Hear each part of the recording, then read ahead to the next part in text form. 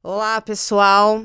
Eu sou a Joyce Berti, estou aqui novamente com o Já Pensou, no nosso segundo episódio, e a gente vai falar sobre vaidade e narcisismo. Olha que assunto periclitante. E, claro, né, vai ser tradição do Já Pensou ter pessoas incríveis aqui conversando, expondo as suas ideias e trazendo informações muito preciosas pra gente. E a gente convidou aqui hoje a incrível Vanessa Rosan, que é maquiadora, é apresentadora, é professora no Liceu de Maquiagem e a maquiadora oficial do programa Esquadrão da Moda. Inclusive, a gente assiste Esquadrão da Moda e fica esperando a participação da Vanessa Rosan, porque a gente vai aprender vários truques para disfarçar ali o que a gente não quer muito mostrar ou realçar o que a gente quer mostrar, né? Com mais de 1 milhão de seguidores no Instagram e cerca de 264 mil inscritos no seu canal do YouTube, ela é conhecida por fazer uma maquiagem que não disfarça defeitos, mas destaca belezas. A Vanessa tem uma coisa muito legal, que é essa coisa do anti-filtro, né? É meio que uma militância por belezas reais, que eu acho muito bacana. E a gente tem aqui o super Rossandro Klinger. Falei certo. Todos aguardam nesse momento. Muita atenção esse momento para falar o nome do Rossandro, que é um nome muito imponente, mas que dá aí uma travada nas nossas línguas, né? O Rossandro, ele é palestrante, dos bons, inclusive. Ele é escritor e psicólogo clínico, navega muito bem por todos os assuntos e temas que têm a ver com o autoconhecimento profundo do ser humano e, né, pausa pro clichê, quem me conhece sabe que eu dou muito valor para essa questão do autoconhecimento. No seu Instagram ele também tem mais de 1 milhão e 200 mil seguidores, seu canal no YouTube já tem quase 1 milhão de inscritos. Também não é raro ser visto nos grupos de WhatsApp, porque a turma recorta uns trechos das palestras, das falas dele, dos materiais que ele posta na rede social e fica circulando por ali para trazer as lições que ele dá pra gente, que são muito valiosas. Então eu queria dar as boas-vindas a vocês e agradecer muito a disponibilidade de vocês para virem aqui conversar. A gente fez escolhas muito acertadas e a turma que está ouvindo vai saber ao longo dessa conversa por quê. E eu queria começar falando o seguinte, eu tenho dito muito, com uma certa insistência, que vaidade é muito diferente de autoestima. Porque a gente tem uma ideia básica de vaidade, que vaidade é se arrumar, né, passar batom, pôr uma camisa mais bonita e tal. Isso é um tipo de vaidade, né? Você quer estar mais bonito para se apresentar para as pessoas, para se sentir melhor também e tal. Só que também tem aquela vaidade comportamental, né, que é aquela coisa que faz com que as pessoas se sintam muito superiores umas às outras e estejam muito mais pautadas por essa imagem que elas passam do que necessariamente por aquilo que elas são. E eu costumo sempre chamar a atenção das pessoas dizendo o seguinte, a autoestima, ela é justamente a relação que você tem com você mesmo.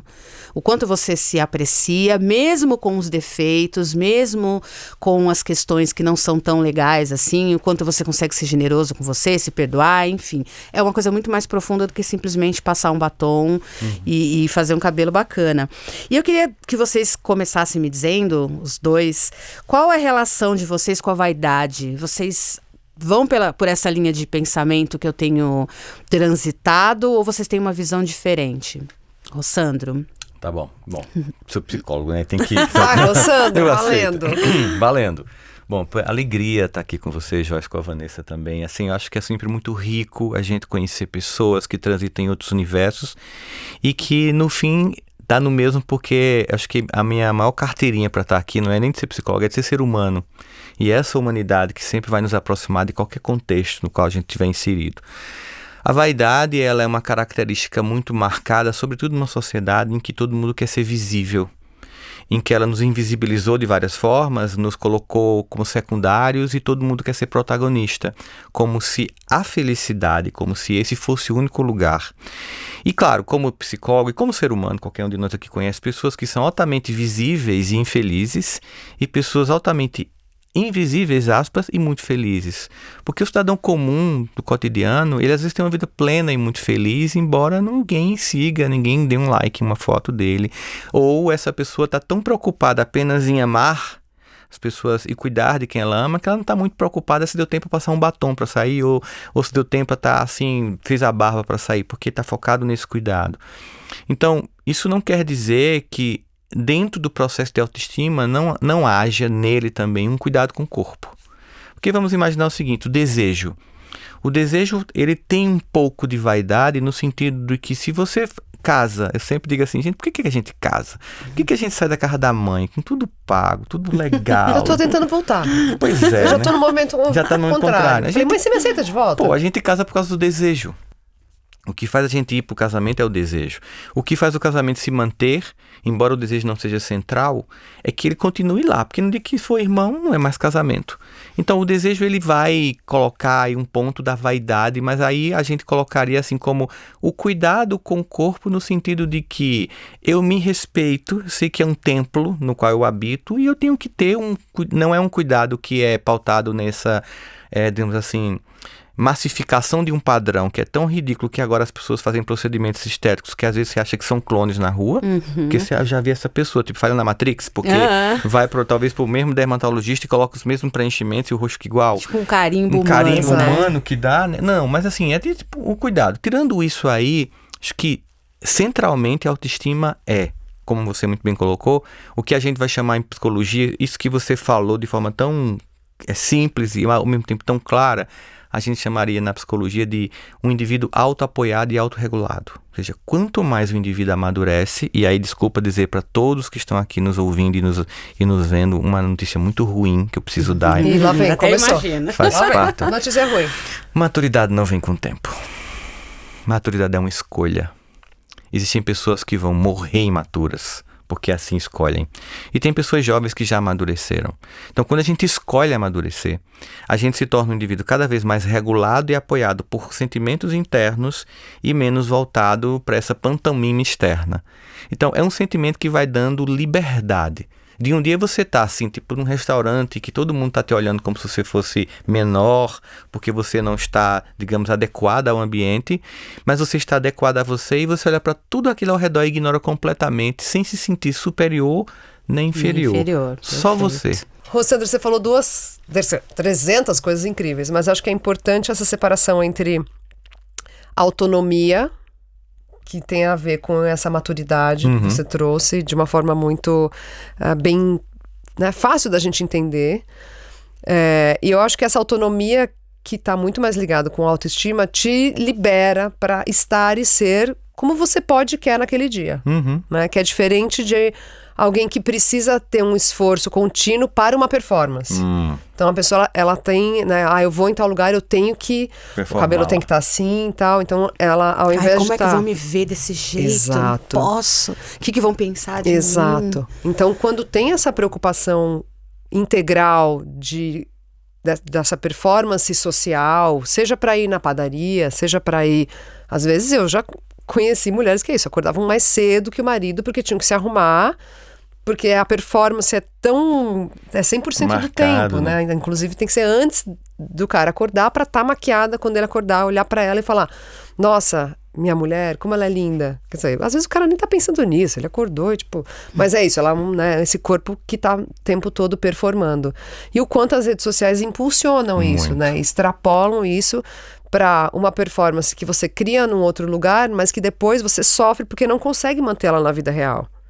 Porque você está o tempo todo ali na performance, onde nas redes sociais você é visto, você é aquele. Então, se você está com o corpo assim, se você está com o cabelo assim, se você está com o batom assim, você ganha o like. E como é que você traz isso depois para sua vida real? Essa separação que é a minha investigação atual, eu acho que é um lugar onde, não à toa, os procedimentos estéticos não invasivos e as cirurgias têm aumentado, assim, em 390% em algumas faixas etárias. Então, eu acho que esse descolamento também das redes sociais, ele acaba fazendo com que esse corpo, que poderia ter uma autonomia aqui para ir e vir, sofra ainda mais. Fique mais difícil para ele conseguir essa autonomia. Porque ele vai se distanciando dessa performance, sabe? Nesse sentido. Então a vaidade, ela vai impactar na autoestima, negativamente. No momento em que a sua autoestima, você imagina que ela está ancorada nesta vaidade performática, que Vanessa também colocou, você não tem autoestima. Na verdade, você não tem. Você está capturado por uma sociedade que diz para você que você só é a partir da validação que o coletivo te dá, através de likes, de curtidas e de comentários. E aí, claro, como os algoritmos das redes sociais, eles são feitos para gerar, e aí tem pesquisas que falam disso, né?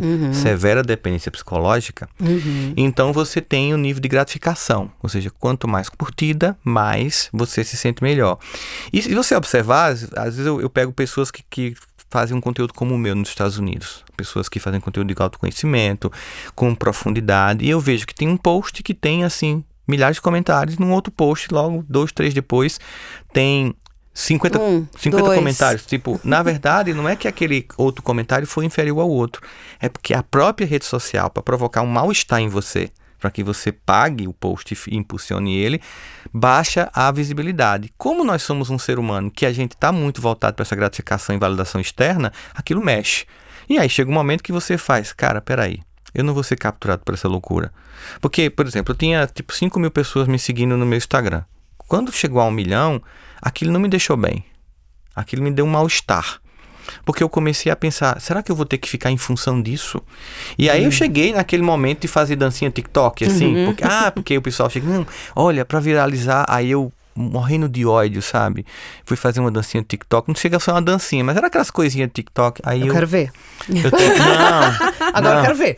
Agora você olha, sou era aquelas cenas engraçadas de todo mundo tá fazendo uma trend, eu fui fazer uma trend também, né? Sei. Cara, foi o dia que eu mais perdi seguidor. Foi engraçado, porque pra mim foi muito didático, porque foi uma coisa que teve, tipo, mais de 17 mil comentários. Que lindo, que legal. E 5 mil pessoas deixaram de me seguir, dizendo pra mim o que eu sabia, mas foi importante isso aquilo acontecer, porque foi pedagógico. Eu não te sigo por isso. Eu acho que existe esse movimento contrário mesmo. Existe. Mas assim, a rede social, ela virou um telão pra gente observar, uma espécie de laboratório humano, que a gente consegue observar esses fenômenos com mais clareza, porque tá acontecendo ali em tempo real, diante das nossas vistas, né? Mas isso sempre existiu de alguma forma no nosso âmbito das nossas relações pessoais, né? Você tá sempre... eu tenho que estar bem pro meu marido, para quando ele acordar, olhar pra minha cara e me achar bonita. Eu tenho que estar bem para meu colega de trabalho. E, enfim. E a vaidade, ela é colocada como mãe dos pecados capitais. Exato, é o maior doce. Eu penso que a vaidade, assim, da vaidade você desenvolve pro orgulho, você desenvolve pro egoísmo, e uma série de coisas. Então, é real essa coisa da vaidade ser a mãe dos pecados capitais? Eu não sei, na verdade foi Tomás de Aquino que colocou a vaidade, a soberba, né, como a mãe de todos os pecados. E eu acho que assim, eu fico pensando, eu tava lendo sobre vaidade é um substantivo feminino. Eu falei, puta, ainda assim, substantivo feminino, de geral, entendeu? Porque socialmente, né, se a gente fizer um recorte de gênero, que é muito difícil não fazer, a mulher, ela é incentivada a uma certa vaidade para que ela seja visível para o outro. Vai lá, coloca um lacinho, ai que linda, ela entra na sala, todo mundo, ai que lindo o vestidinho dela, né? Ou então isso vai sendo colocado desde muito cedo nas meninas como uma função, né? Essa função ela vai sendo instalada ao longo do tempo e a gente vai tendo, não só nas redes sociais, eu estou falando aí agora antes, vários exemplos de como mulheres que estavam arrumadas, colocadas ali como daquilo que se espera delas, então maquiadas, né, o cabelo e tal, que performavam nas mídias mais tradicionais, impresso, televisão, como elas também davam a prescrição do que tinha que ser uma mulher, né, se você quisesse chegar nesse lugar. Então, assim, é muito difícil falar de vaidade a princípio e não fazer um recorte de gênero. Eu entendo que, óbvio que o outro lado, né, que a gente fizer o exercício também, ele também está atravessado por isso. Acho que todos os seres humanos estão atravessados por isso. Mas sem dúvida a mulher é muito mais. Muito mais, né? Muito mais é porque, Vanessa, você está certo, no sentido de que é como se a única linguagem de visibilidade do feminino, sobretudo no passado, era o corpo, a beleza. Exato. Você está aqui para ser gostosa, para ser desejada. Exato. Você não precisa pensar. Se você for bonita, tá tudo resolvido para você. Não, e aí se você voltar um pouco para trás, e aí tipo, vamos lá para Platão.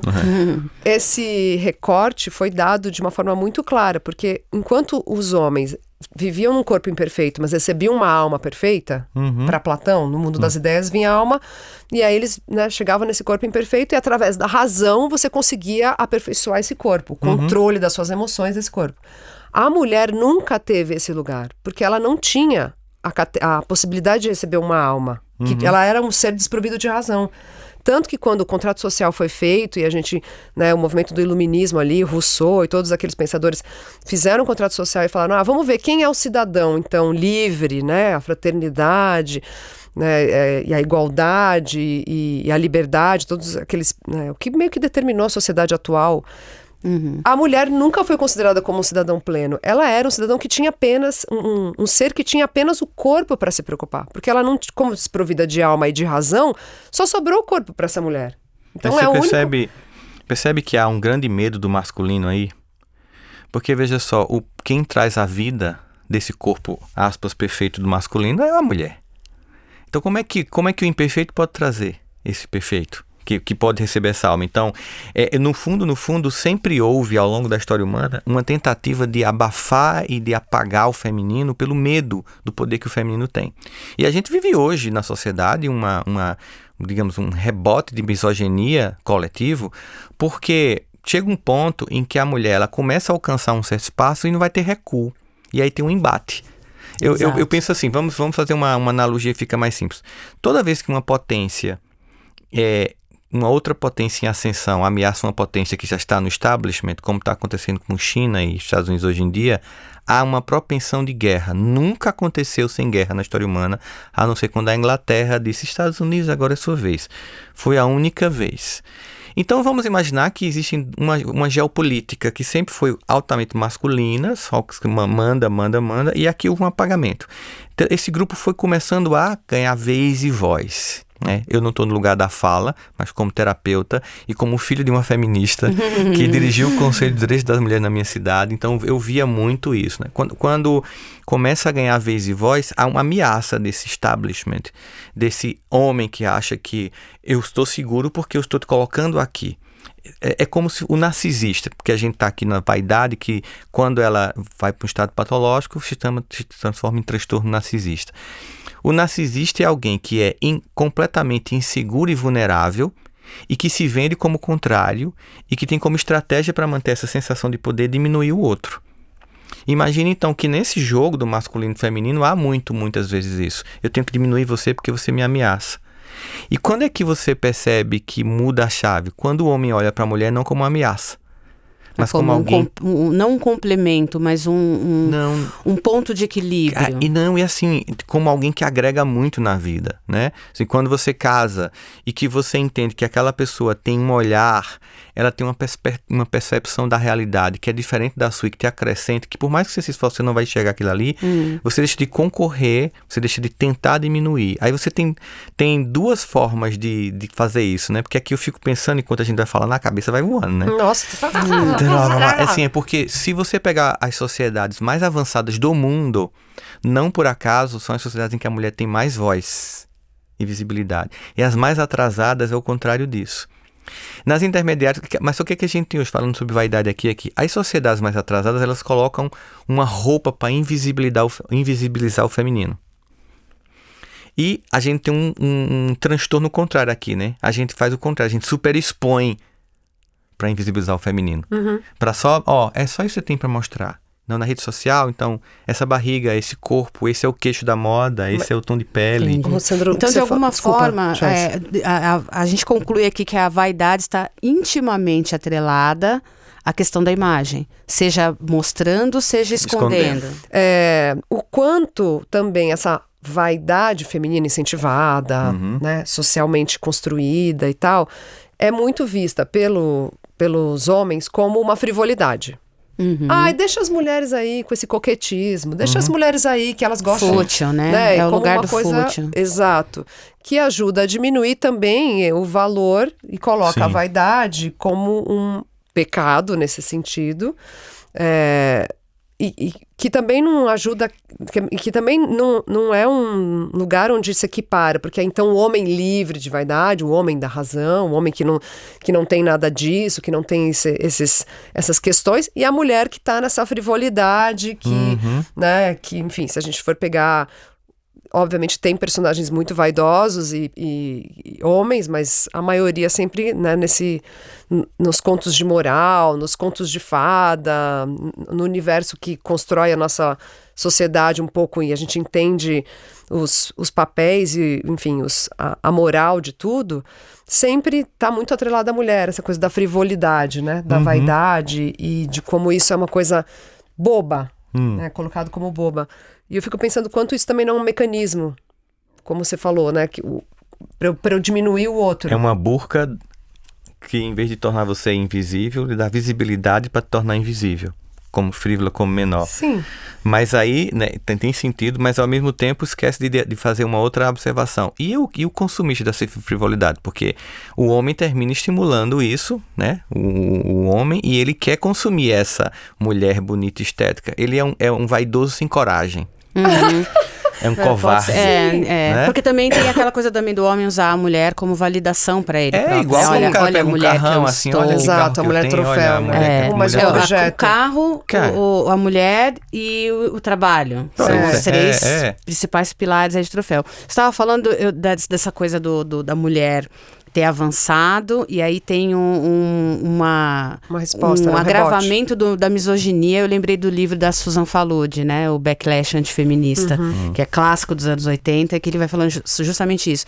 Cada vez que há um avanço, eu acho que de todas as minorias sociais, cada vez que há um avanço... Tem uma resposta. Tem uma resposta. Sempre. É da física. Sim. Não, mas agora, Vanessa, vaidade e autocuidado é a mesma coisa? Ou o autocuidado é usado para disfarçar uma vaidade? Ou vice-versa? Nossa, Joyce, falou uma coisa maravilhosa. Acho que a gente teve essa conversa em algum momento durante a pandemia.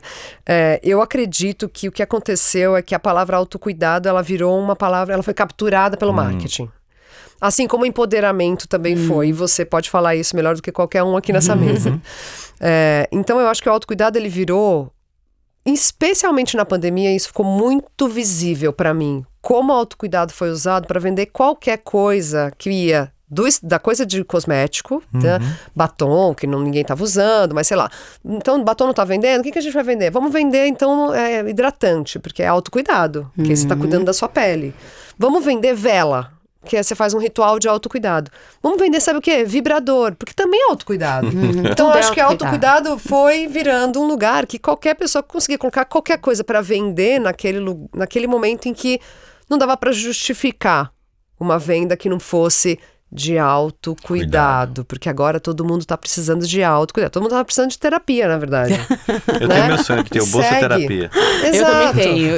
Eu defendo. Vamos fazer um movimento pró-Bolsa Terapia. Exato. Né? Eu tô fazendo doutorado em psicologia social. E aí, como eu não sou da psicologia, eu tenho que estudar um monte de coisa de psicologia social, porque eu venho da semiótica. Então, eu estava justamente lendo isso, da psicologia social, quanto, né? Lá pro Moscovici. Exato. Meu Deus, Mas esse compromisso social, né? Porque isso, ninguém precisava de vela em casa.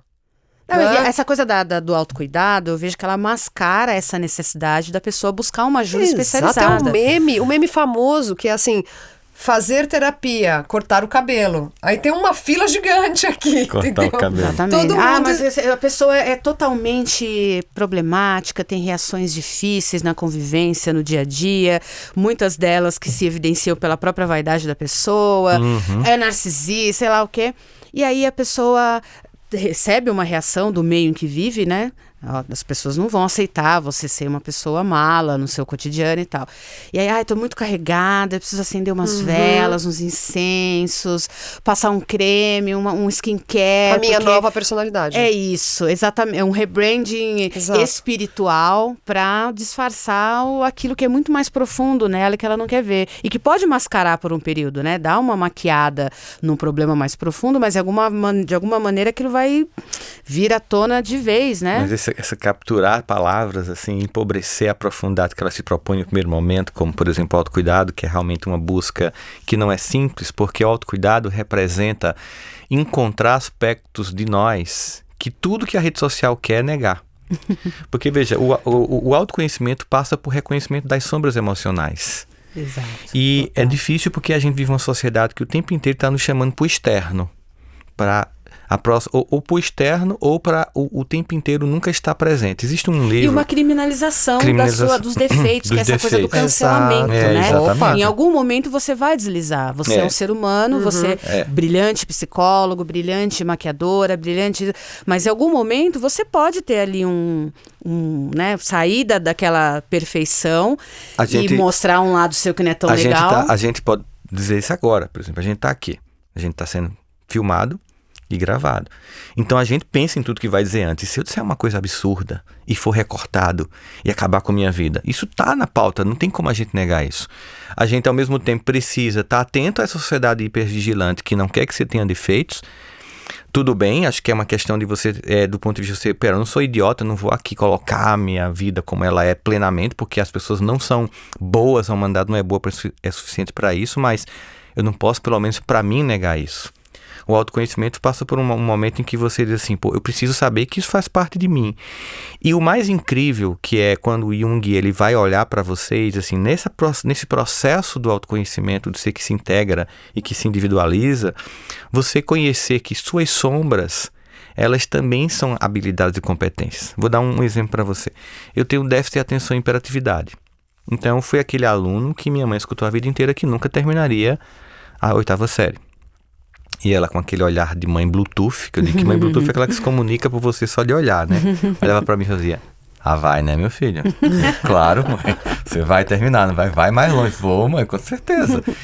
E durante muito tempo, eu sempre fui uma pessoa que falei demais. E sempre me colocavam como um defeito. Você fala demais, você se expõe demais. E aquilo me fazia me conter demais. E aí eu fazia, eu não consigo ser meio termo, não consigo. Eu falo muito... Depois eu fui perceber o seguinte, que aquele que falava demais, depois seria o que falava a palestra. Então, enquanto eu estava tentando conter para satisfazer o coletivo, você fala demais, eu estava contendo a sombra e a potência que ela tem por trás. No momento que você entende isso, você faz, ok, eu continuo de vez em quando acontece de eu ir para um jantar à noite e falar demais, e terminar e fazer, me expôs. Só que o que o autoconhecimento faz? Olha que interessante. Ele diz assim pra você, tudo bem, esse é você também. Não é só esse que é você. Não é só a pessoa que se expõe demais. Você também é um cara que fala. Você é também que contribui para as pessoas através da sua fala. Então você, de vez em quando não está muito bem, ou porque está carente, ou porque está se sentindo mal na situação, você fala demais para se compensar. Só que, em vez de você ficar num processo de ou não conhecimento disso, ou de autoacusação, você entende, aceita. Mas é tão complicado isso porque tem uma antropóloga americana chamada Margaret Mead que ela diz o seguinte, aquilo que eu digo que eu sou, que eu penso que sou e que de fato sou são 3 coisas diferentes. Bem e eu acrescentaria nem sempre se juntam. Nem sempre se juntam. Acrescentaria uma que não tinha na época dela. O que a gente posta é a 4ª coisa absolutamente diferente. Maravilhoso. E essa incoerência psicológica, que essa incoerência gera uma dor e uma angústia, porque a gente sabe muito bem que essas pessoas que estão performando, elas estão criando uma imagem lá fora que não corresponde à realidade, e assim que fecha a câmera do selfie, a vida real que você quer negar está lá te esperando, teu bastidor continua existindo. E como você não toma consciência dele, ele ganha cada vez mais poder de te destruir. Então nós temos essas pessoas que elas são incrivelmente bem vistas na sua forma de performar lá, mas a vida pessoal muito empobrecida. E aí, o que acontece como resposta a uma sociedade que perde profundidade e desenraizamento? Epidemia global de suicídio infantil juvenil de adultos. Porque o que acontece? É uma dor que eu não percebo, que eu não falo, que eu não dialogo, que não consigo nem nomear, não tem nome para dor, porque eu nunca fiz uma mínima autoanálise, porque eu estava na fila de cortar o cabelo. Não tava na terapia, né? Eu nunca fiz nenhuma mínima autoanálise. Quando a dor vem, eu nem consigo dar um nome, porque uma das coisas que ajuda no processo de autoconhecimento é o que a gente chama de nomeamento da dor. Eu preciso, dar um nome a essa dor. Que dor é essa? Você percebe que, por exemplo, uma das coisas que Davi faz com que ele se encante com Deus, na concepção que ele está construindo da teologia dele eu sei que tu me sondas mesmo quando falta em mim palavras, conheces o meu pensamento, ou seja, Deus consegue dar nome a uma dor que eu ainda não dei. E essa concepção que ele tem de mim me deixa encantado com ele. Mas aí também é um convite. E você também tem que fazer isso para você. Sendo você imagem e semelhança desse Deus, também aprenda a dar nome à sua dor. Porque quando ela vier, você não projeta no outro. Isso você também é não autocuidado. Isso é autocuidado. Esse é o autocuidado. Fugir disso é a vaidade. É a vaidade, é a vida superficial, é o narcisismo, é estar performando para os outros, é deixar de ser você para ser clone, sabe? No mundo em que você é original em tudo, seu DNA é único, sua íris é única, tudo em cada um de nós aqui é único, irrepetível, nós abrimos mão disso que é incrível para ser cópias, e isso empobrece mais o ser humano. É que eu penso quanto difícil é para um adolescente Sim. que precisa fazer parte. Sim, claro. Né? Porque uma coisa é a gente falar aqui, né? A gente passou pela adolescência, mas eu tenho uma filha que está entrando na adolescência. Sim. E meu recorte de estudo é justamente entre 13 e 19. E aí você fala para um adolescente isso, é difícil porque eu imagino quantas pessoas, famílias têm acesso a que adolescentes possam fazer análise e acompanhamento terapêutico para entender esse momento. Quanto as escolas estão preparadas para também dar um suporte para esses adolescentes entenderem esse momento e reconhecerem o ser único que existe ali dentro. E o quanto esse sofrimento fica ainda mais agudo nessa fase com redes sociais e filtros. E aí eu vou trazer o assunto de novo. Porque, por exemplo, existe agora já tem um tempo já, chamado síndrome do Snapchat. Surgiu a partir dos primeiros filtros de inteligência artificial que o Snapchat trouxe, que depois o Instagram copiou e agora o TikTok aprimorou, né, com tecnologia e inteligência artificial ainda maior. E aí você se vê lá, vê a vida do outro perfeita e você se olha no espelho e se vê, vê sua vida real e fala, eu sou um lixo. Né? A pessoa que está ali, digamos, no palco, que está tudo dando certo para ela. E tem vários estudos entre meninas aí, que é, assim, quantas fotos elas tiram delas mesmas para poder escolher uma para postar. Quantas vezes elas deixam de postar uma foto porque elas não se sentiram bem com o corpo ou com o rosto. Então, ou aquela ansiedade também de, olha, meu amigo ou minha amiga postou isso aqui, eu não tenho nada para postar. Exato. Eu não tenho ela nada, tá se divertindo não tenho nada para mostrar, muito, porque ela tá na festa e eu não, porque ela foi convidada e eu não, porque ela tem o nariz assim e o meu não, né? Porque aí acho que as coisas vão... E essa síndrome do Snapchat, ela justamente vira alguma coisa em você, vira uma grande obsessão. Eu não sei, eu tô usando o termo lá aqui leigo, sim, tá? Claro. Que te impede de viver plenamente. Então, pode ser qualquer coisa ali do teu físico, que vai que aquilo ali fica tão grande que você não consegue mais ter uma vida social, que você não consegue mais postar uma foto, que você não consegue mais sair de casa, que você não...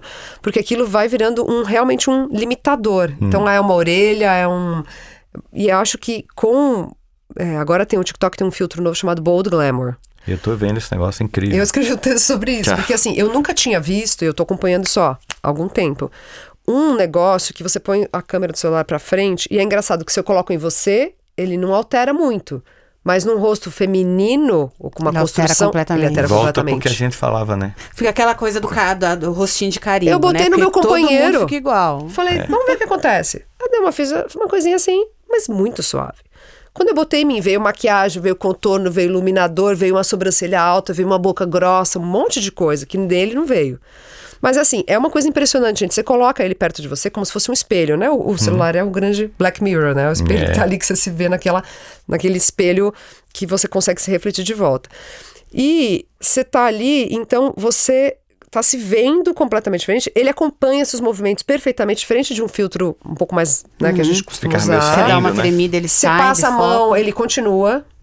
É perfeito. Você chega perto, você vê a textura da pele, os poros. Tudo, sim. Não, e o que eu acho legal nesse legal, né? O que eu acho interessante nesse filtro é que ele dá exatamente as características que as pessoas alteram na própria maquiagem. Exato. Afina o nariz, levanta o olho. O rosto mais claro no meio. Exatamente. Eu lembro de uma época que você estava sendo atacada nas redes sociais porque você falou, ou no programa. Foi no programa. Que não era para alterar, não vai afinar o nariz, é para realçar o que você já tem de bonito. rosto, né? Como é que foi pra você? E o que você tirou de lição desse episódio? Cara, eu acho que assim... Você acha que mudou a mentalidade daquele momento pra cá? Que deve fazer o quê? Uns 2 anos, mais ou menos? Mais. Mudou? Eu acho que tem uns 4 anos por aí. Mudou ou piorou? Naquele momento eu tentei de alguma forma negociar com a moça que estava sentada na cadeira, uma querida, que a primeira coisa que ela falou pra mim o gesto foi muito simbólico, né? Ela falou assim, eu queria harmonizar o meu rosto. Ela fez isso aqui, ó.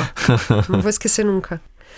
E pra mim foi muito nítido que ela, por ter um nariz mais largo, entendia que o rosto dela não era harmônico o suficiente. Que era uma questão que ela se sentia fora. Tipo, eu tô ali, aqui eu tô fora desse lugar, onde meu rosto deveria ser harmônico e não é. Então eu queria harmonizar esse rosto. E daí, né, eu não conseguia apagar essa, né, não deu pra simplesmente dizer, ai, não tá acontecendo nada, vamos lá, passar um iluminador aqui, deixa eu te dar essa dica. Porque eu poderia ter prestado esse serviço. Porque tem mulheres que, né, vão recorrer a isso para continuar performando na sociedade, para continuar indo pro trabalho, postando uma foto, se sentindo bonitas. Então, quem sou eu para dizer o que elas precisam usar ou não, né? Mas eu queria, de uma certa forma, que a gente tivesse essa conversa no programa que é de rede nacional, que fala para um público maior, sobre o que é harmonizar o rosto. Claro que o programa é editado e muita coisa se perde ali, porque eu fico 1 hora com a pessoa conversando, mas o programa fica com 3 minutos no ar, a minha parte. Mas era, né, se eu pudesse, era dizer, da onde vem a harmonização oficial? Né? Vem de um padrão eurocêntrico, vem dos gregos, dizendo que, fazendo medições e dizendo, nossa, o rosto do homem branco tem os ângulos mais, a gente achou aqui, comparado com o do sapo, sabe? Era tipo uma escala assim. Absurda. O sapo tem tantos ângulos, o homem branco tem tantos. Então o homem branco ele tá mais perto dos deuses gregos em ângulos, então ele é o mais bonito. Assim, é até uma espécie de eugenia, exatamente, né? Essa mentalidade, né? Isso. Você tem que atender... Do ser mais iluminado, os deuses gregos, para o menos iluminado, o sapo. No caso do pensamento deles. Então, assim, é super eugenista. E eu queria ter tido essa conversa com ela. Vamos abrir esse PowerPoint e vamos estudar de onde vem a harmonização oficial, porque vem desse lugar. Só que em 3 minutos, você não então, o que eu disse? Você não precisa harmonizar nada, seu rosto é lindo do jeito que é. Vamos olhar para isso, vamos entender isso. Mas é claro, é preciso um processo de autoconhecimento, de entendimento de uma estrutura da sociedade. Bem longo, do histórica. Que é o padrão. É quase um autocuidado para ter autocuidado. Exato. De verdade. Exato. É um autoconhecimento para o autocuidado. Ela fez uma coisa ousada, bem intencionada, no veículo errado. No veículo errado. No sentido de que não tem espaço para isso. Quem é você para dizer que ela não pode isso? Porque você também era uma mulher branca, Exato. falando com uma mulher negra. E aí então eu queria jogar uma pimentinha aí. Recentemente a gente teve um participante, para entrar no assunto que eu quero. Vai. A gente teve um participante num reality show. Vamos falar, né? Não disse o nome, mas já disse. Que era o Fred Nicásio, que as pessoas pegaram muito nessa coisa dele, porque ele demonstrava um gosto por si mesmo, né? Que me parecia exagerado em muitos momentos, mas que também, quando você coloca a lente racial, você compreende que às vezes a pessoa vai por um lado extremo para conseguir dar conta das demandas do mundo. Do apagamento que sofre. Do apagamento, da desvalorização dessa beleza e tudo mais. Não sei se vocês acompanharam, para poder opinar com mais segurança. Mas por entender a humanidade, só de você narrar já imagino tudo, né? Você fica já imaginando isso. E aí veio aquela enxurrada de, né? Se acha arrogante, não sei o quê, nananana. E muitas vezes, muitas pessoas têm esse tipo de comportamento. E como você vai lidar com uma pessoa que, de repente, não estou dizendo que seja exatamente esse o caso do participante lá, mas como é que você vai lidar com uma pessoa que tem uma vaidade, que foi para um extremo, mas que você sabe de alguma forma que, sendo uma mulher, uma pessoa negra, uma pessoa indígena, aqueles grupos que têm um estigma de não serem bonitos ou ter uma aparência boa bastante, como é que você vai lidar com essas pessoas para não fragilizá-las ainda mais, mas para chamar para um equilíbrio, né, para o entendimento de que a vaidade, ela tem os seus limites? Primeiro, acho que existe, sabe que tem uma terapia, existe uma forma, o nome me fugiu agora, mas, por exemplo, quando você vai fazer um atendimento clínico e o seu terapeuta é branco e você é negro, por exemplo, por mais que você se esforce, você não vai entender o que o outro está passando. Então, esse primeiro é uma coisa que a gente tem que lembrar disso, né? Tipo assim, você, como mulher, vai para um terapeuta homem. De repente, vai chegar em algum momento que as suas narrativas, por mais que o cara seja um terapeuta, ele não é uma mulher, então ele não vai entender muito bem isso. Dito isto, o que você está dizendo é muito sério. Toda vez que alguém que deveria estar num lugar que não é da beleza, ou do poder, ou da visibilidade, e que alcança isso, a pessoa exacerba, é como se ela tivesse que fazer 2, 3 vezes mais para ser percebida. E aí ela fica margeando um estado narcísico, por exemplo, já patológico. E aí a primeira coisa que a gente tem que fazer em qualquer situação da vida, que é o que Vanessa estava fazendo, e eu vou aproveitar e voltar uma página sobre os adolescentes, que é muito importante, é acolher. A gente tem que sempre acolher as pessoas. Ninguém faz porque é ruim, porque é perverso, não. A pessoa faz porque foi a estratégia que ela encontrou para sobreviver. Só que aqui você vai se dirigir para a pessoa e dizer assim, olha, isso foi incrível. Você conseguiu resultados impressionantes para chegar onde você chegou usando esse artifício. Mas não precisa mais.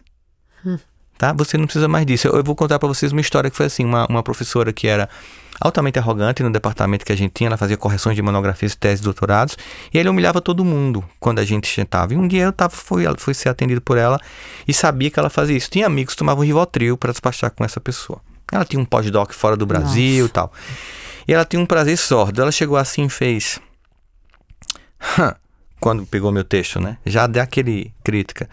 E ela fez assim, eu imagino como é que você se considera um professor universitário cometendo um erro tão banal desse aqui na página 430 dessa dissertação do seu aluno aqui. Eu fiz, professora, a senhora sabe quem foi Amenófis IV? Ela... foi. Eu joguei, porque era linguística, eu peguei, vou jogar com linguística, né? Foi um rei do Egito? Pois é, professor, eu imagino como uma pessoa com PhD não sabia que no Egito não tinha rei, tinha faraó. E que Amenófis IV nunca existiu porque eu acabei de inventar. Você jura? Por que você fez isso? Pra Que senhora audácia. sentir. Pra senhora sentir. Ousado. Pra senhora sentir o que é usar o conhecimento pra humilhar alguém. Sabe o que é a universidade? É a senhora ter um conhecimento que eu não tenho, pra gente junto crescer. Agora, eu lhe analisei. Porque a senhora não sabe, eu sou psicólogo, né? Eu sou do departamento de psicologia. A senhora deve ter botado uma armadura para poder colocar-se nesse lugar. Porque, pelos meus cálculos, você nasceu nos anos 20, 30, num lugar em que a mulher era invisível, e deve ter olhado feito Scarlett O'Hara no espelho. Eu não vou ficar no lugar onde as minhas Jamais irmãs e minhas passarei fome. primas, né? Criou, botou tua armadura e venceu. Professora, venceu, tira a armadura. Eu não tenho culpa de sua dor e não estou aqui numa guerra. Então, muitas vezes é isso. Acolhe, ó. Você vestiu essa armadura, parabéns, você conseguiu. Seu currículo Lattes tem toneladas, é lindo isso. Mas quem está do seu lado agora? Porque você não consegue mais tirar a armadura. Então, você chega, acolhe e diz assim, olha, o que sua criança, que foi negada, que foi colocada como menor, precisou tirar como estrutura para você chegar aqui, foi incrível. Não precisa mais. Vai mais leve agora. E a pessoa, ela não se sente mal pelo percurso feito até ali, mas ela entende que o combustível que ela usou até aqui não precisa mais, que ela pode com combustível menos fóssil. Dá um insight, né? Ela fala, poxa, realmente essa criança ferida usou essa estratégia, funcionou, agora eu não preciso mais porque eu consegui chegar aqui e eu posso ir com mais leveza. Aí eu preciso voltar para a questão da adolescência, porque eu acho que é muito importante. Sim. Porque mesmo que o público do podcast não seja de adolescente, vai ter pai e mãe de adolescente aqui, sabe? Que estamos num momento de muito risco. Muito risco, Sim. né? Só para você ter uma ideia. Sim, Joyce. O Rossandro, não querendo, você pode continuar o que você está falando, mas eu queria que você já emendasse falando pra gente como saber se uma pessoa é vaidosa ou narcisista. Como é que a gente consegue perceber que tem algo de errado com essa vaidade, assim, se ela tá indo pro lado mais do transtorno? Tá. Vai ser bom porque na adolescência, na infância você vai criar o narcisista, né? Então, o ambiente de educação de um filho diz muito sobre a personalidade que ele vai desenvolver. Então, quando eu me formei no ano 2000, meu professor de psiquiatria deu uma aula da saudade dizendo assim, vocês talvez nunca atendam uma criança com ideação suicida e raramente vocês vão atender adolescentes com ideação suicida. 23 anos depois, epidemia global. Coincide com redes sociais? Coincide. É o único fator variável? Não. Mas há de se considerar ele. Há uma profunda omissão parental. E foi pensando nisso que eu criei uma empresa chamada Educa, que leva para as escolas de educação socioemocional. É assim, tipo, os pais faliram, a maior parte deles. Não adianta a escola acusar, apontar dedos, mas estender mãos. Tipo, ok, vocês não estão tão perdidos? Quando vocês chegam aqui dizendo, eu não sei o que eu faço com essa criança, não é metafórico, é real, essa frase, eu vou ajudar você nessa jornada. Por quê? Para que a gente construa uma geração emocionalmente capaz de entender, tá, eu preciso na adolescência, saindo do universo familiar para criar minha identidade, ir para o grupo de iguais. Então, se todas as minhas amigas estão dançando música tal, ouvindo música tal, usando filtro tal, eu vou. Só que no momento em que eu explico e eu construo para o meu filho, isso é uma fase da vida. Eu entendo que é importante você fazer isso, porque eu também fiz, não vou te criticar. Agora, olha, tudo é uma questão de dose, tá? Então, tudo bem, você vai escutar a música que seus amigos estão escutando, agora, isso não é você. Você não vai precisar ser sempre assim para poder se sentir legal, tá? Então, essa aceitação do indivíduo que, mesmo precisando, naquela fase dele, coletivizar sua experiência de identidade para sair do núcleo familiar, do clã e construir sua própria identidade. Só que o que acontece? Quando a família se esvazia desse lugar e entrega, ela deixa esse adolescente altamente vulnerável a um conjunto de outros adolescentes que estão passando uma vida fake total, né? Porque igual um sobrinho meu chegou, pô, tio, esse cara aqui mora em Orlando, numa mansão, não sei o que, olha, um vídeo do YouTube, não sei o que, eu quero ser influencer. Digo, ó, isso continua a mesma regra de futebol. Para cada 1 milhão de crianças que estão jogando pelada, um vai virar jogador da Série A. O resto vai continuar jogando pelado. Então, não vai por aí. Não estou dizendo que você não possa ser. Se você acha que é uma coisa que você quer, faça. Agora, tem que ter plano B, tá? Então, estuda, faz um curso, desenvolve um tipo de conhecimento ou mais, que não é mais nenhum só, ainda vai com GPT chegando. Tem uns 3 ou 4 capacidades, né? Porque se isso não der certo, eu não quero que você não queira fazer isso. Você vai fazer, você vai. Agora, tem um plano B. Porque, por exemplo, muitas pessoas elas ficam só como se isso fosse o único plano, e não é. E aí, quando não acontece, a gente tem uma epidemia global de suicídio. E por quê? Porque há uma fragilidade tão grande, né, que as pessoas não conseguem dar conta da própria dor. A dor é tão grande que começa assim, não tem nome, não consigo dar conta dela, eu vou me cortar. Eu me corto porque o corte é para distrair a dor psíquica. Começa assim, é o objetivo de se cortar. E agora a gente se corta mais aqui porque os pais estão percebendo. Estão se cortando na sola do pé. Nossa, né? Tenso. Mas aí chega um ponto em que vem um vazio muito grande. E é nesse vazio que em 30 segundos eu tomo uma decisão irreversível. E o que a vaidade e o narcisismo tem a ver com isso? Que é o que você fez uma pergunta para fazer a ponte. É que a vaidade, ela no começo parece essa coisinha, coisa de mulherzinha. Vamos deixar inocente. Deixa elas brincarem com isso, né? Só que aí hoje também os homens são capturados por isso, claro que menos que as mulheres, obviamente, mas também são capturados. Aquilo ali vai num crescendo, porque você não vai construindo outras competências emocionais, resiliência, pensamento crítico, capacidade de diferenciar fato de opinião, que nas redes sociais é tudo a mesma coisa, sim, né? Verdade, nossa. Então você tem um monte de coisas, há estudos, inclusive tem um amigo meu, inclusive meu amigo e sócio, que é Jaime Ribeiro, lançou um livro chamado Empatia, e lá ele mostra, por exemplo, que as pesquisas que mostram que de 10 anos para cá, o nível de empatia declinou e de narcisismo subiu. Primeiro porque a rede social é um ambiente de baixa empatia. Totalmente. Sim. Você vê pelo grupo de WhatsApp de família. Você às vezes está brigando com alguém que quando você liga, a temperatura baixa. Porque a falta de empatia no digital é muito alta. Muito alto. É como se as pessoas não conseguissem processar que do outro lado da tela tem uma Tem um pessoa. ser humano. Ele olha a tela e a tela é um objeto, E aí você bota a tua raiva ali, os emojis e tal. Quando você escuta a voz do outro, vai, pô, é minha tia. É um ser humano, é uma É um pessoa. ser humano, Mas não aí é? fica fácil você tirar a humanidade daquilo e é mais fácil você descarregar em cima de algo que não é humano. Não é humano. A gente sabe que isso tá na história, né? Sim, sim. Óbvio. É um perigo. Com a vaidade, assim, nem todo mundo que é vaidoso é narcisista. Porque o narcisista, ele tem características, por exemplo.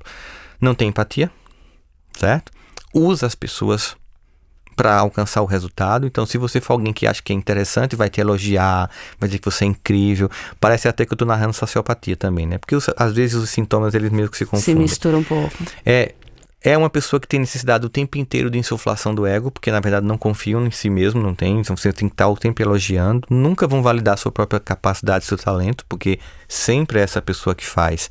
O vaidoso não necessariamente faz isso. Agora, o que acontece é que a vaidade, ela pode ir migrando você para um estado de narcisismo.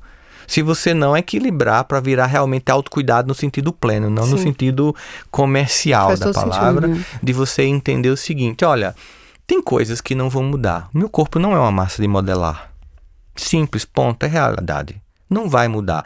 Então, quando você vai olhar, eu sempre digo assim, às vezes não tem concorrentes. Porque tem tanta gente dispersa que quem tiver aqui agora acordou, ele vai para um estado de nirvana. Puf! Ele se ilumina e diz, gente, volta. Só que aqui a gente tem, por exemplo, aí voltando para Platão, né? Que eu acho que a gente tem grandes contribuições incríveis, mas também não são perfeitos. Essa coisa de que sai da caverna e vá para a realidade lá fora, sim, mas a realidade do adolescente é aquela caverna também. Claro, é isso. Eu não posso negar que esse mundo também é importante para mim. Então eu tenho que manter um equilíbrio. Isso aqui é importante, é temporário, circunstancial. E quando você né? voltar para a caverna, você tá num nível diferente daqueles que estão na você caverna. Você vai ver a sombra com uma percepção sabendo da realidade. Construindo o pensamento crítico. Exatamente. Você volta para a caverna como um inimigo. E aí um adolescente voltando para o seu bando como um inimigo, o bullying vem com toda a força, né? Nossa, eu acho que pós-pandemia você deve saber muito disso. O quanto o aumento no nível de bullying nas escolas, assim, de forma muito agressiva e com o uso de redes sociais, deve ter aprofundado demais essa angústia que já é atravessar pela adolescência. Porque eu vejo, por exemplo, na minha filha mudou de escola recentemente. E agora, uma coisa que não acontecia na outra escola, porque as crianças não tinham muito acesso a aparelhos, como essa escola é uma escola, né, mais rígida e, enfim, até mais de elite, o que acontece é que, como todo mundo tem acesso a celular e tablet, não sei o quê, cria-se um grupo de fofocas da turma tal, onde essa pessoa, que é anônima, posta a foto do aluno que está ali, faz o bullying para todo mundo que segue, aquele grupo. E só que a pessoa que cria o perfil, um dos adolescentes ali, é um perfil fake.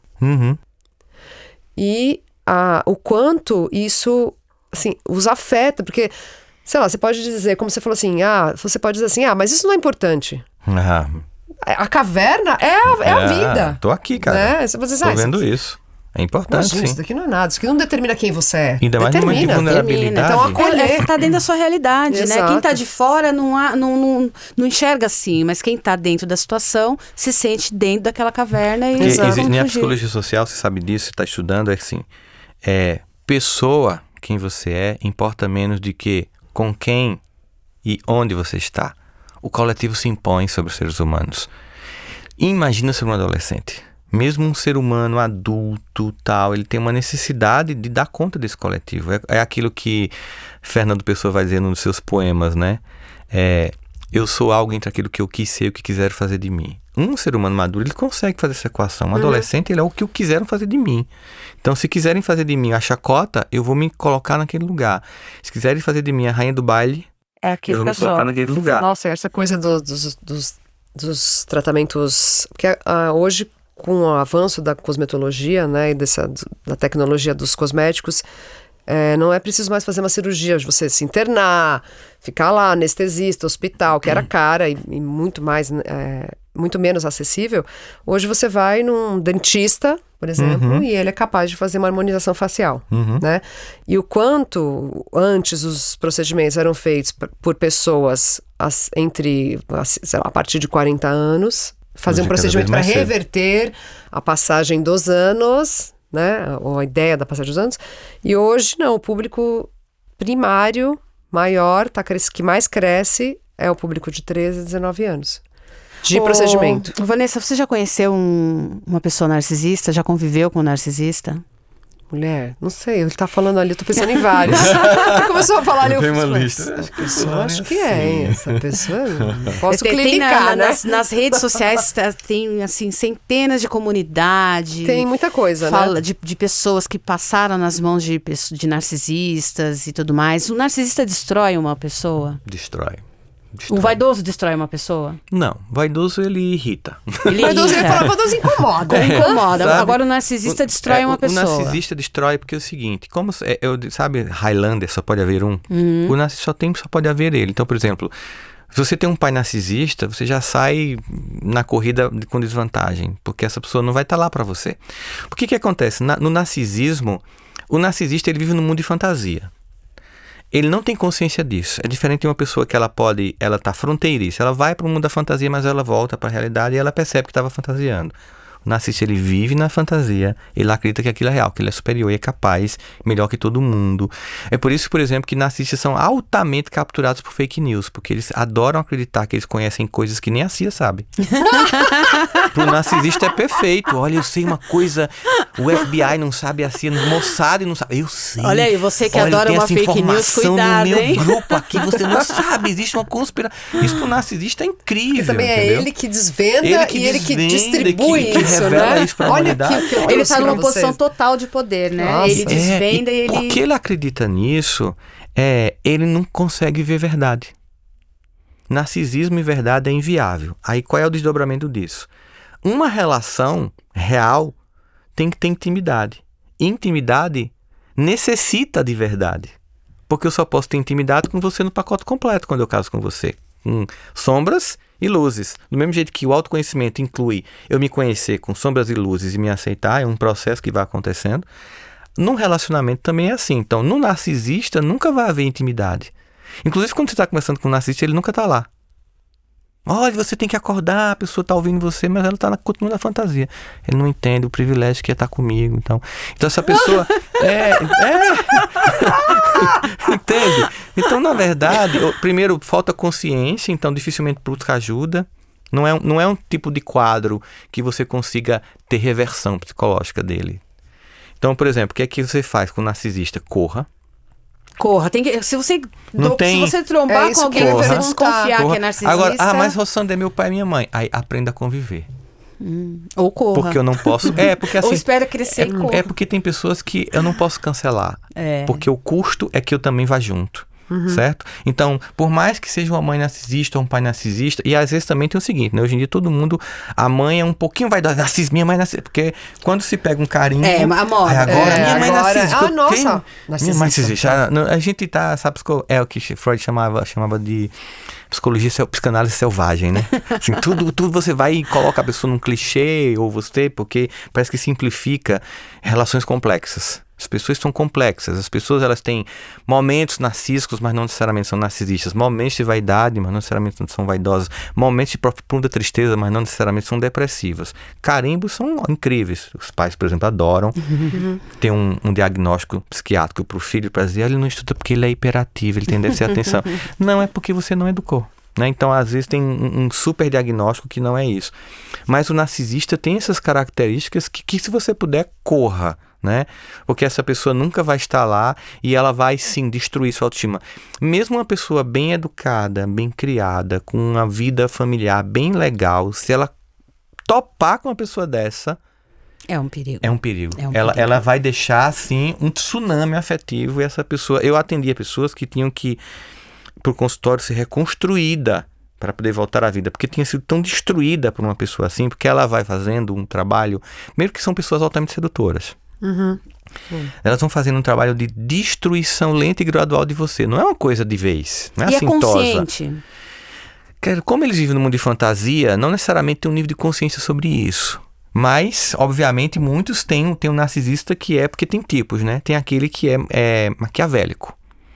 Que tem aquele que é o narcisista negativo, que é a vítima e que sente dor o tempo inteiro, que é para ter a atenção das pessoas. Mas tem o que é inflado e tem o maquiavélico mesmo, que aí ele chega perto de você, você é incrível, aí faz Joyce, você é muito melhor que sua amiga, Joyce. Você é outro nível, não ande com sua amiga. Aí você, olha só, ele tá vendo em mim uma capacidade tão alta que... Mas no fundo ele quer que você perca toda a sua rede de suporte e de apoio. Sua mãe lhe suga, Joyce. Ela liga demais pra você. Você casou, você sabe? Nós temos uma vida. Você tem que deixar de viver na casa da sua mãe. Aí você, realmente minha mãe me suga. Sua mãe é narcisista, é capaz de dizer isso, né? Quando você olha, Joyce, você tá sem ninguém. E o que acontece? É ele ou o vácuo ou nada. E quando a pessoa sai, é um inferno, mas parece que você foi pra um vazio tão grande que você quer ficar no inferno. Normaliza o patológico. Nossa, terrível. Vanessa, deixa eu fazer uma pergunta. Uma das suas colunas recentes na Gama, você escreveu que é preciso um filtro crítico, com pouco glamour e nada audacioso que nos faça ver os defeitos das redes sociais em nossa autoestima.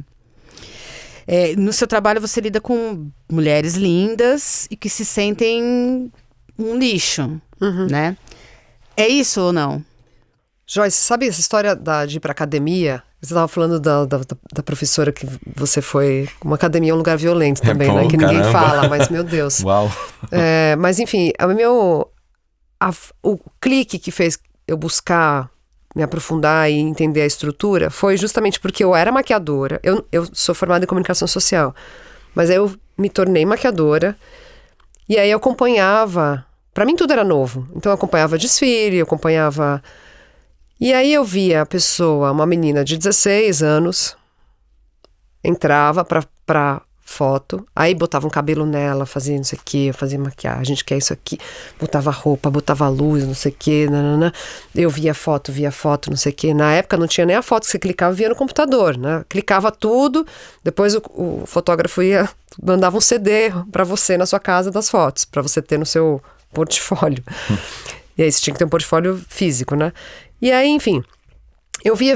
Quando eu via o resultado final, eu pensava assim, mas tá muito longe. E essa inquietação de pensar, por que estão usando uma menina de 16 anos para uma publicação que é destinada, sei lá, a mulheres de 35 mais? Oi? A mesa. Desculpa, tô batendo na mesa. Perdão. E isso me deixava muito angustiada, porque eu pensava, estão enganando todos nós. Estão enganando todos nós o tempo todo. Né? Essa menina, ela não é assim. Essa foto, ela nem é essa foto, nem a foto é assim, porque foi editada. E esse foi o princípio de tentar entender o que estava por trás. Então, eu acho que as revistas, né, enfim, não sei se criaram, mas enfim, inauguraram esse modelo, mas as redes sociais aceleraram isso à potência. Terrível. Né? E não só aceleraram, como falaram assim, ó, você não tá na capa esse mês, mas você pode ser a capa. Olha aqui, é só você Todo fazer mundo isso. é capa de revista no seu cantinho. Você é a pessoa mais importante. É só, porque eu acho que daí impulsiona ainda mais, né? Certeza. Tanto vaidade quanto narcisismo. Olha aqui, só você seguir essa regra aqui. Porque o que me incomodou? Não, agora temos redes sociais. Então agora todo mundo vai ser livre, porque se eu posso me expressar do meu jeito, então eu vou ver um corpo gordo, eu vou ver, né? Eu vou ver pessoas de todos os jeitos. Na revista era uma pessoa que decidia quem ia na capa, mas agora não. Se todo mundo pode ser capa, então vai ser muito mais legal. E teve uma discussão de body positive num momento aí entre o início das redes sociais e o começo do TikTok. Mas agora a gente tem a resposta, o backlash do sistema muito maior. Tô dizendo, você quer ser a capa, mas aqui, ó, pra você ser a capa, você tem que... É esse filtro aqui. É desse jeito aqui. É com esse rosto aqui. É com esse corpo aqui. E essa instrução, ela tá tão programada pela inteligência artificial que nem nascendo bonito dentro do padrão, você cabe. Não. A modelo mais bem paga do mundo, as duas, que é a Bella Hadid e a Kendall Jenner, que são as mais, que aparecem em todos os lugares, elas já nasceram brancas, né? Elas já nasceram magras, já nasceram de uma família de, né, um pouco ali de pessoas que já estavam dentro desse sistema, mas todas elas fizeram interferências cirúrgicas, estéticas para entrar num padrão, quer dizer, nem nascendo você pode estar nesse padrão. Tu sabe que naquele filme de Troia, as coxas de Brad Pitt quando ele corria não era dele? Olha no mundo isso. que nem as coxas de Brad Pitt servem, ninguém tá perdido, cara. Então assim, a menina nasceu já magra, não sei o que. Não, mas ó, com esse nariz não vai dar. Vai ter que fazer cirurgia no nariz. Ó, com essa boca, não, tá muito fina, tem que colocar. Então eu acho que assim, enquanto a gente não tiver o que ele trouxe, que foi fundamental, a partir da adolescência, já um acolhimento, um incentivo à reflexão. Você pode estar isso aqui, mas você não é só isso daqui, né? Redes sociais existem, são importantes, a gente talvez não vá viver nunca mais sem elas, não sei, mas, né, enfim, elas são parte da nossa vida, então não dá pra dizer assim, saia, isso aqui não é importante, não liga. Não dá pra sair da caverna. Então, nesse sentido, o filtro que tem que ser crítico, sabe? E talvez a gente tenha que instalar esse filtro, incentivar esse filtro crítico já numa idade onde as crianças são recebem esse tipo de interferência. Por exemplo, minha filha tem 10 anos, ela já acessa o celular. Então, ela já tá sob essa influência. Tudo bem, ela não tem rede social, mas ela vê que a gente vê, ela vê que as pessoas têm, então ela tá... Chega. Então, acho que talvez já essa idade já é um momento de instalar esse filtro crítico, ou seja, vamos olhar para isso, mas com o entendimento de que isso aqui é uma parte da vida, mas ela não é a realidade. Sim. Muito bom. Ô, Rossandro, tem um dos seus vídeos que você fala sobre que o narcisista ele vai fazer sempre de tudo para ser amado e elogiado no tempo todo, né? Ele precisa desse alimento emocional. Pensando bem, eu conheço.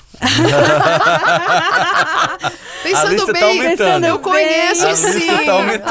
Tá às vezes é uma pessoa que vive e mexe se tá em polêmica, sabe? É isso, de alguma forma. Tem essa, né, da a contra-propaganda também gera likes. Exato. Né? Sim. Então vale tudo. Se envolve em todas as polêmicas. Nesse mundo biscoiteiro que a gente tem hoje em dia, né? Nesse vale tudo por like e tudo mais, a gente está criando mais narcisista ou a gente está criando um ambiente mais favorável ao surgimento de mais narcisista? Pode ter uma epidemia de narcisismo por aí? Tem um filósofo sul-coreano chamado Byung-Chul Han, que tem uma série de livros e que eu sou fã dele, né? Quem não é, né? Acho que ele... infelizmente, muitos não são. Já vi muita gente criticando. Mas enfim. Tudo bem, mas é claro, toda humanidade é burra, a gente também não vai dizer que... Mas assim, eu acho que ele e o Yuval Noah Harari são duas pessoas essenciais para entender o mundo de hoje, assim. Além de serem teóricos vivos, porque tem muito teórico que já não está mais aqui para continuar analisando o mundo no qual nós estamos inseridos. E um dos livros dele, que é A Sociedade da Transparência, né? Ele vai falar sobre essa ditadura da visibilidade. Que a gente sai de uma sociedade em que o sistema hoje lhe dá a sensação de que você controla a sua vida e a sua exposição é justamente que o sistema tem como moeda de troca para poder controlar você. Que é o que a gente está falando aqui, ele traduzindo filosoficamente nessa análise dele. Então, nesse contexto, sim, as redes sociais potencializaram a sociedade narcisista. Por exemplo, quando só tinha revista de moda, fizeram uma experiência neurológica, fazendo tomografia de Boston, analisando a pessoa pensando. Então, chegava para mulheres que estavam ali antigamente, quando a gente ia para médicas ser consultado, não tinha telefone, então tinha um tédio. E tinha aquelas revistas caras de 3 anos atrás. Não tinha o que fazer, você abria, né? Sim, claro. E aí você ficava analisando, colocava um capacete, a pessoa não sabia o que era, e começava a folhear a revista para ver o que acontecia no cérebro. Em menos de 20 minutos, começava a ter produção de cortisol, substância que dá sensação de desprazer e angústia, e bloqueio de endorfina, que faz o contrário disso, que dá sensação de prazer e de esperança. Por quê? Primeira página, não tem essa barriga. Não. Segunda página, não tem esses cabelos sedosos. Não. Não moro nessa casa, não tem esse sapato. Todo mundo aqui é da mesma geração. A gente sabe que o que estava escrito não era só imagem. Tem um texto. Era um texto, estava escrito na capa. Barriga chapada em 7 dias, sem nenhuma vergonha de dizer. Como não ser feio. Exato. Não ande com pessoas feias para você... Não, ande com pessoas mais feias que você para você ser mais valorizado. Era uma coisa absurda. Era absurdo. Tinha esse eu sempre tipo digo que o que mais dava vai passando e nada você é aquilo ali, né? Mas o que dá vontade de se matar e meu marido não parece com esse. mas no fim, o que acontece? Isso era uma coisa que era vista assim... Acho que quando os irmãos Lumière pegaram os deuses gregos, que ficavam em estátuas que eram vistas no panteão, né? Trouxeram para telas de cinema e colocaram em detalhes, começou a loucura do mundo, e que a rede social, como você muito bem colocou, potencializou, Vanessa, a loucura. Então, e tem um outro detalhe, antigamente você podia de vez em quando chegar em casa e fazer assim, mas também é a Angelina Jolie, cara, é a Paula Oliveira, mas agora é a sua vizinha do condomínio.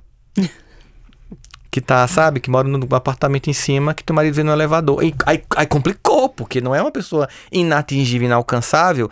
Então me dá uma falsa sensação de que tá mais perto, então eu tenho muito mais obrigação. Porque não é a Paula Oliveira, não é a Angelina Jolie, é a vizinha, a minha prima. Todo mundo agora. Então todo mundo tem que... Aí isso dá um sentimento de que o fun of missing out, eu não posso também estar fora desse padrão, não é somente do que está acontecendo.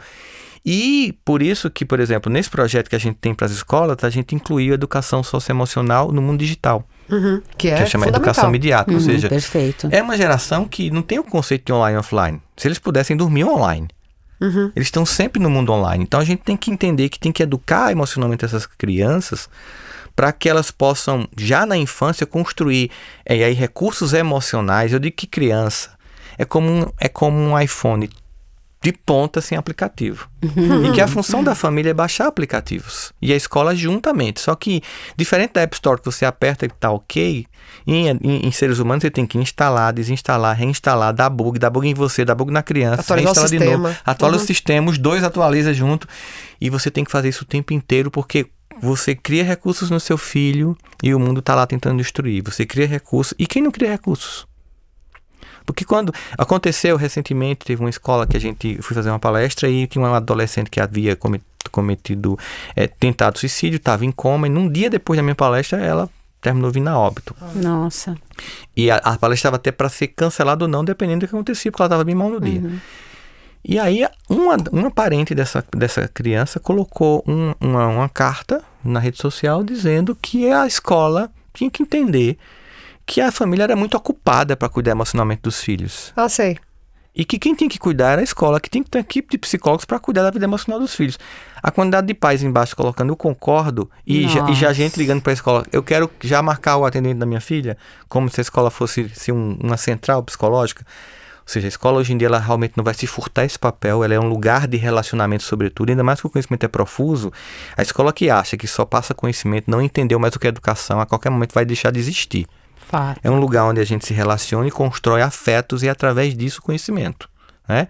Ponto, beleza. Agora, dito isto, ela não vai substituir a família no seu papel de forjar competências, porque o que acontece muito, assim, eu quero que meu filho não sofra, porque inclusive essa cosmética não é só estética, é emocional, não pode ter sofrimento. Tá? Porque eu quero que o mundo seja redondo. Todo mundo tem eu que ser crio uma feliz. redonda. Então, né? eu não posso violentar o mundo. É igual quando chega assim, essa escola é lúdica. Digo, no dia que estudar trigonometria for lúdico, me diga, porque o mundo enlouqueceu. Cosseno e cotangente não é lúdico. A não ser para aqueles raros seres humanos que gostam. Menos lúdico, né?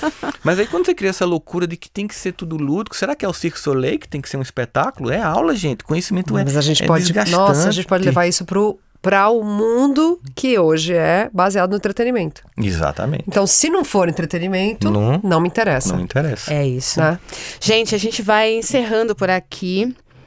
Eu queria agradecer muito a participação de vocês, Vanessa, maravilhoso conversar com você, revê-la, essa mulher incrível, que tem tanta coisa para falar. Vocês viram que não deu tempo, a gente chamou, a gente queria estender mais umas fala 5 de horas. cada um de vocês, dava mais um podcast aqui pra gente conversar. Muito conhecimento riquíssimo. Rossandro, maravilhoso, adorei te conhecer. Conheci você através da Silvia Baleiro, que é a nossa maravilhosa roteirista. E fiquei encantada. Obrigado. Continue falando muito, porque você faz muito bem com a sua fala. E Vanessa também continue nessa função tão dolorosa que é virar a percepção das pessoas por um lado mais realista, mais pé no chão e mais saudável, inclusive, né? Então eu queria agradecer muito o Estúdio Teses, mais uma vez, por ter aberto esse espaço, por estar nesse projeto muito legal que a gente está fazendo, que é o Já Pensou. Eu aposto que você já pensou sobre narcisismo e vaidade, mas depois dessa conversa aqui tão maravilhosa, você vai pensar de uma maneira um pouco diferente, inclusive se autoavaliar, né? Se ver, será que eu tô dentro dessas inscrições? Será que eu não estou? Enfim. Então eu queria agradecer muito mais uma vez e a gente se vê no próximo Já Pensou?